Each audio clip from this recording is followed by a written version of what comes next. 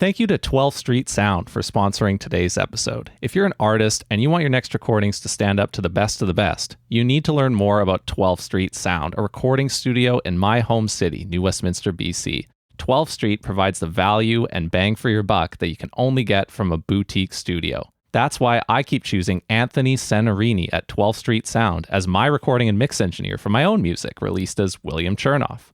Anthony and the team are collectors and restoration specialists obsessed with music and recording equipment. When I go into the studio, I get more than just great service. I get the space to craft my story as an artist. You deserve the same as you work on your new music for 2022. Whether you need pre-production, tracking, mixing, or full production services, check out 12th Street Sound today and tell Anthony about your next project. Learn more at 12thstreet.ca. That's 12thst.ca.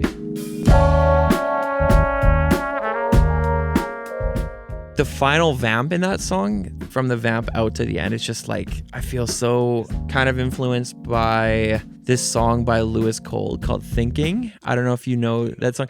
I've been thinking about you. It's a little higher than that.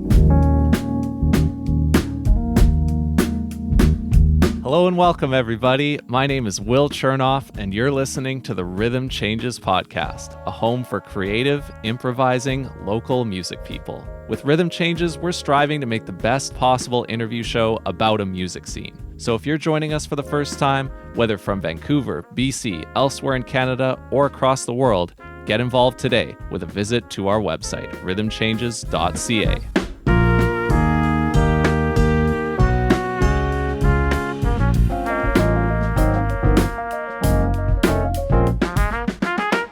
Our guest today released his fourth album, Together, on January 13th, 2022. He's a keyboardist and producer for many, a solo artist under his own name, and a friend to me for 10 years now. You can find him on Instagram at Jonny Tobin and shop his new line of apparel at JonnyTobinMerch.com. So please welcome to the Rhythm Changes podcast, Jonny Tobin. Thanks for having me, man. It's great to be here. How you doing? Doing pretty well. Yeah. Feels great. Loving this tea vibes, cozy studio, and yeah. Starting the year off right? Yeah. Yeah, it feels good to be dropping an album right into the year. You know, it's a great way to kick it off. So yeah. I think about that, about like which times are the best to release music, and January and February always stands out to me as like one of the best times to do it. Yeah, I think it's kind of this feeling of newness, and people are all kind of wanting to get into something new. And yeah, for me, it was kind of a nice release because I had been sitting on these tracks since 2020. Now I'm kind of ready to release it into the world. So it's nice. Yeah. I think I want to start off by talking about two things, this duality. I want to talk about what you've done recently, and I want to talk about what I didn't do, literally, because the song, yeah. That is one of the tracks. It's the first track on Together, in fact. I'm tied into it somehow, and that'll be fun to explore. But before we go there, what did you do on New Year's Eve 2021-22 a couple weeks ago? Because you actually had 2 gigs that night that still went ahead, right? Yeah, so originally I had 1 gig. It was going to be with this corporate cover band at this members-only club. Wasn't going to happen because of the restrictions. Then the day before, so New Year's Eve, got a message saying, oh, it's still on, but it's just a duo.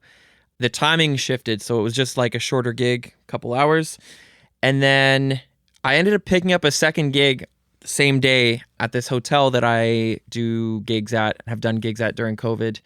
And that was just super last minute too. They're like, hey, do you want to come in tomorrow night? Whatever amount of time you can do, we'd love to have you, just to play some music in here. I was like, yeah, I think I can make that work. So it was the Rosewood Hotel, Georgia, and then down the road was the Vancouver Club. So the gigs were 3 minutes away from each other. Just boom, boom. Did the 2 gigs, wrapped up around 12:30 a.m.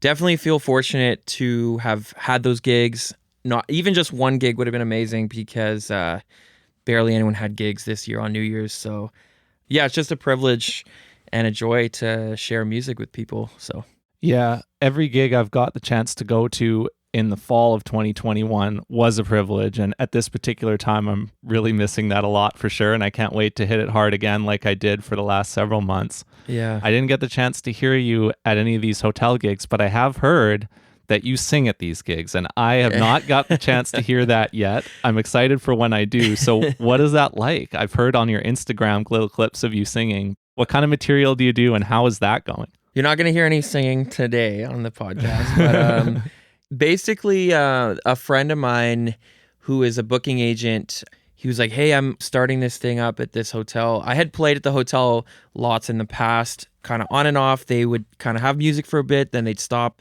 kind of changing directions a lot of the time, different management. But my friend brought me in for a showcase, and he's like, I want you to do beats and keys and loops. I was like, okay, great.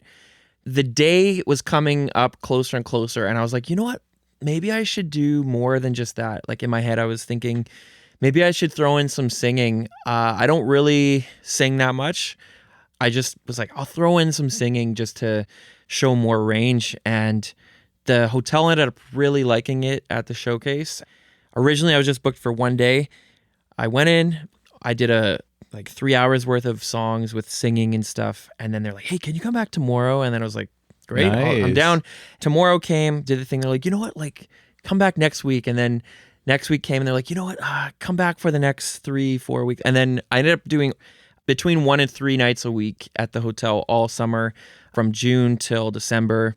And yeah, just kind of a mix of funk, top 40, R&B stuff, but all of it is kind of put through my worldview of production lens, like live looping and live beats. So, you know, I might be covering a Prince song or Shaka Khan or an Ed Sheeran song, but it's all through like the Jonny Tobin style. It's really a nice chance just for me to be me. Nice. In a second, I really want to get to how the heck my voice ended up on the first track of your album, What I Didn't Do. Yeah. But now that you've brought up this whole thing about being you and your production style, I think anybody who's checked out your music would agree that you do have a really identifiable sound, and you have been moving through that for 10 plus years, evolving into the sound that you have today and that you're showing off on your new album Together. But I mean, I know your background pretty well because we've been friends for a minute. Mm-hmm. So I would love to just walk through it a little bit. You started playing keys. You showed up at Capilano University as a jazz piano player. You evolved into a producer, a beat maker, and keyboard player in many genres by working a lot of different gigs with a lot of people and ultimately starting to put out your own solo work in 2019. So Yeah. can you walk through what that has looked like from a bird's eye view of how you ended up being you with this sound? Yeah, totally. Well, that's a pretty good summary of all of that for sure. I got into music from a pretty young age. I was playing piano when I was 3. I wasn't going to pursue music as a career. When I was in, I think grade 8, we had to choose between art and band. And I actually chose art originally.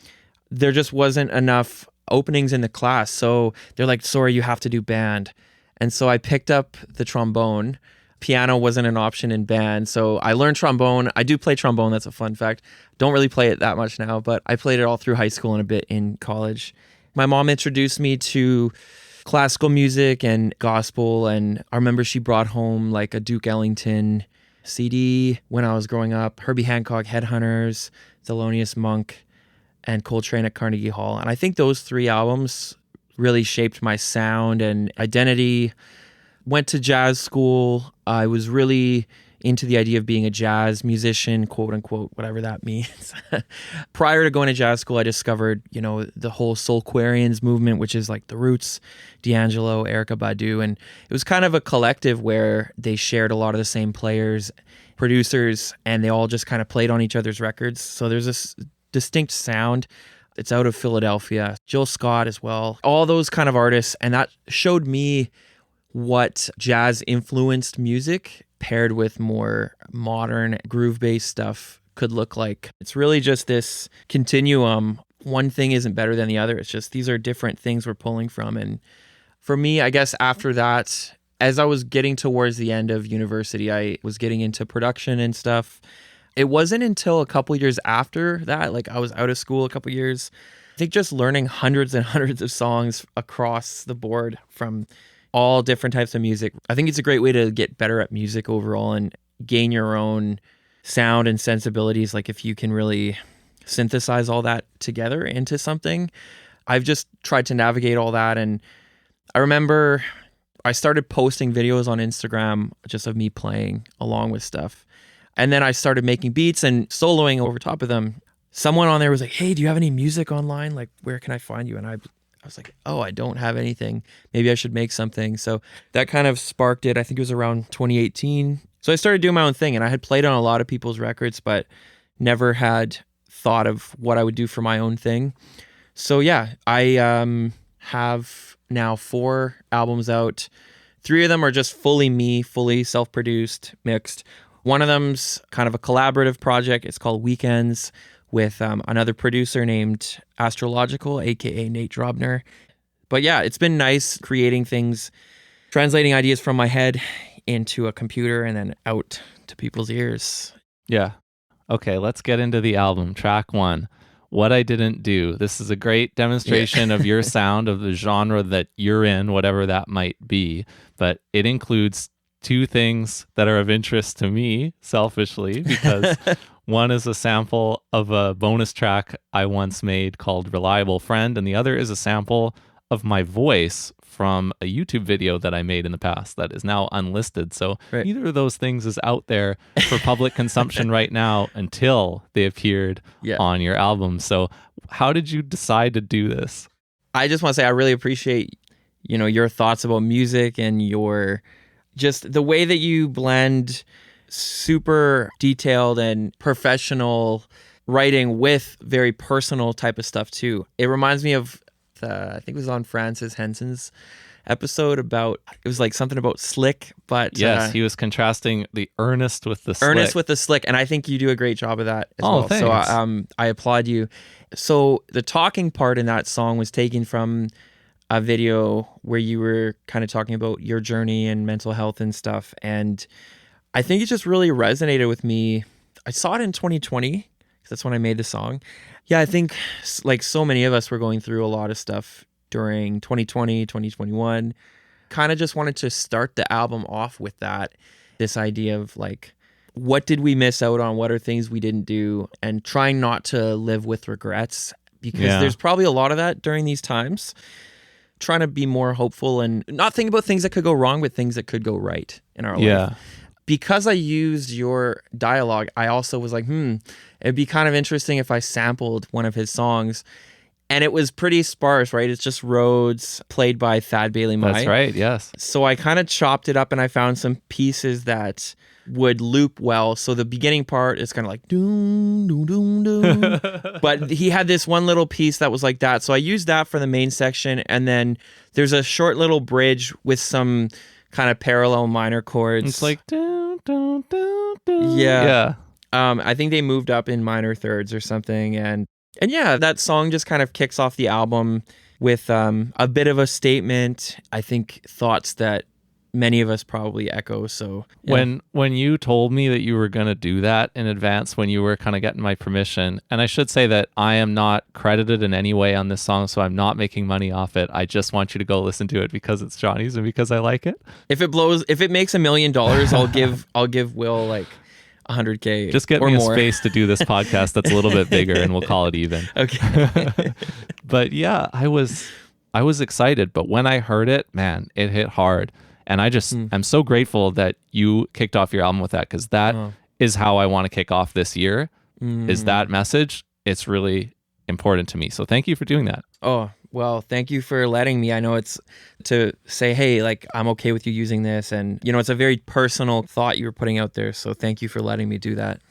Well, maybe we can do bookends, because we're starting to get into some of the heavier stuff, and there's definitely a lot of music stuff I want to hit to, but maybe now I can jump to the end and your last track, Leonidas, because you dedicated that one to a person.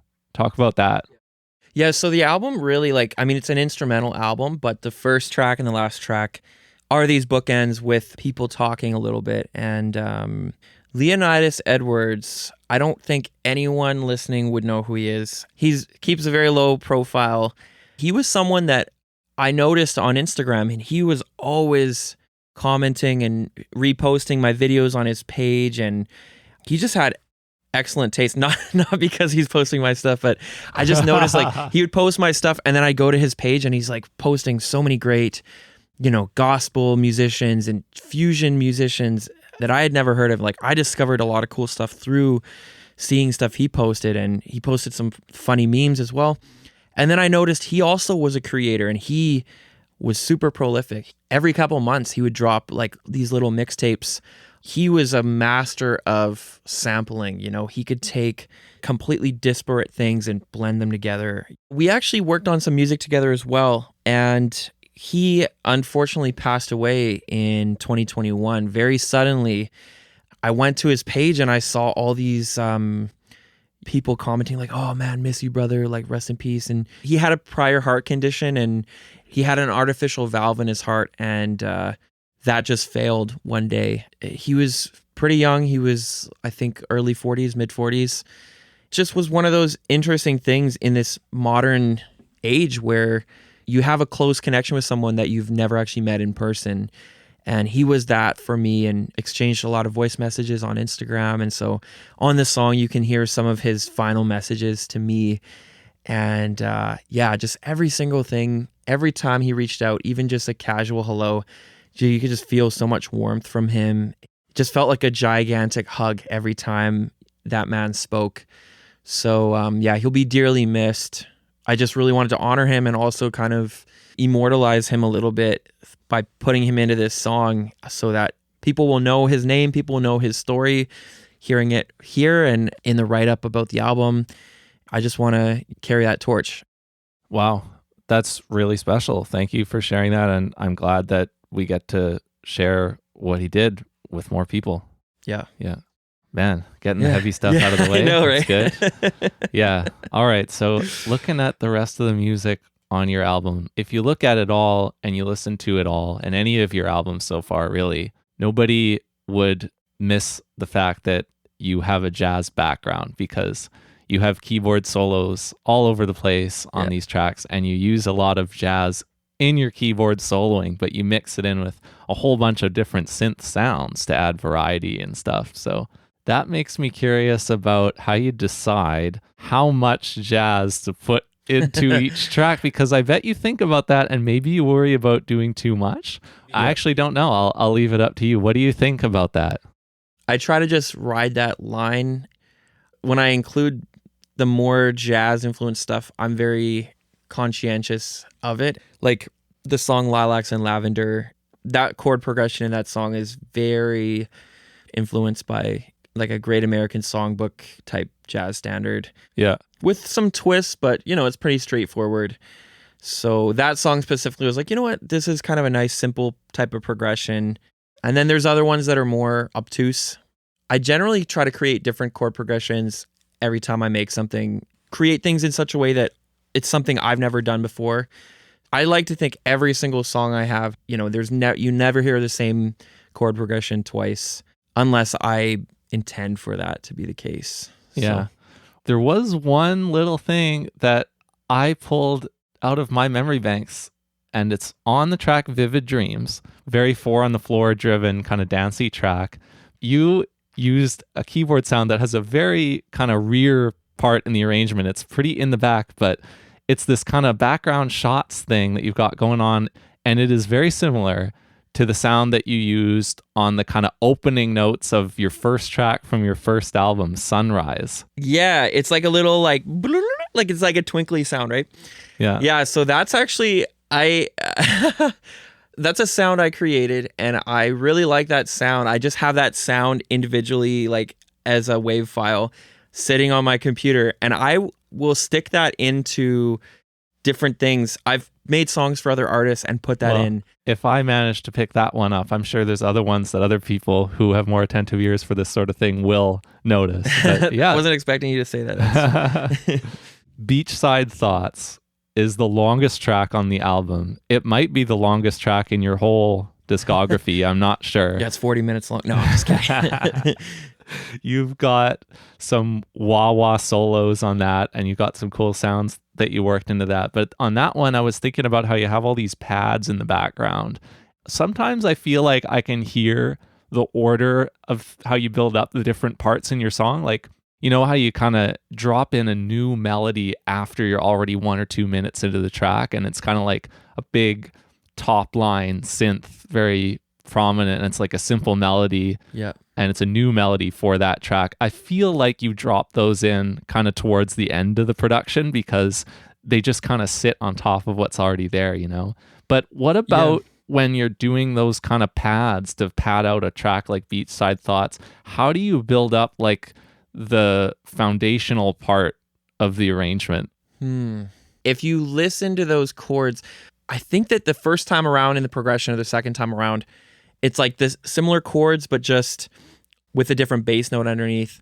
I use things like that to bring variation, but also to create the illusion of it being repeating and simple, but it's actually changing every time. But yeah, I came up with those chords, and then what I do is generally like once I have that, I just stack as many layers as possible and just keep adding and adding and adding. And then once I have all that, then I sort of arrange later. There might already be melodies that kind of have arisen, or I'll come up with them later. But with this album specifically, I was really trying to have melodies that were catchy and singable. So I think almost every song has that. Yeah. So why did you say that Neon Afterglow is one of the favorite tracks that you've ever made? I really want to go to Japan. And I'm a big gamer. I constantly watch travel videos of Japan and just the different the neon lights in the city and like the streets and the architecture and everything. And to me, that song, I'm kind of channeling that desire to just get up and go and like, you know, driving through a city at night. And I totally feel it. That kind of vibe. So to me, that's what I like. And like the final vamp in that song, from the vamp out to the end, it's just like, I feel so... Is that the one that's like... Dun, dun, dun, dun, dun, dun, dun. Yeah. Dun, dun, and dun. Oh, I love it. And that chord progression was kind of influenced by this song by Lewis Cole called Thinking. I don't know if you know. I do know that line, yeah. I've been thinking about you. It's a little higher. You said you weren't going to sing on the show. I did. I've been thinking about you. But that progression, you know, it's like E flat minor mostly, but then it briefly slips in like C minor and F minor. So my song also does that. I really love that song and I love the vibes of that. So I kind of I didn't steal the exact chords, but you know, little snippets of it. Yeah. Amethyst has a cool thing. You're talking about breakdowns or outros or grooves that take you out of the song. That one I found particularly cool because you have such a break in that track, it feels like to me. You start it as this kind of relaxed hip hop track, but the end of the track is this totally different breakdown that is super off the beat, and it has so many kind of cool rhythms and stuff.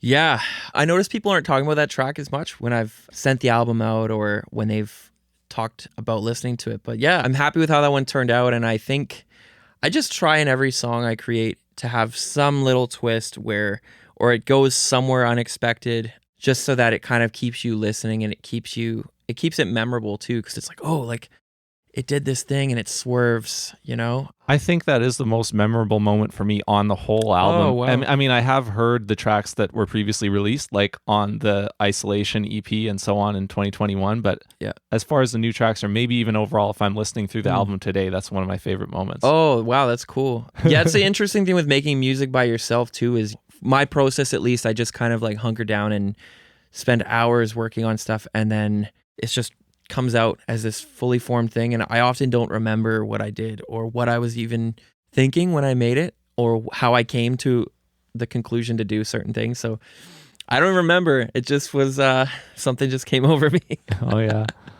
Well, then I think back, and I know that one of the big breaks for you as a solo artist, strictly on your own music, is when you got on this Jazztronica playlist for your track Obi from your second album, Earth Signs. And so just briefly, I was curious, like, if you think back to then, like, what was that like for you when that happened?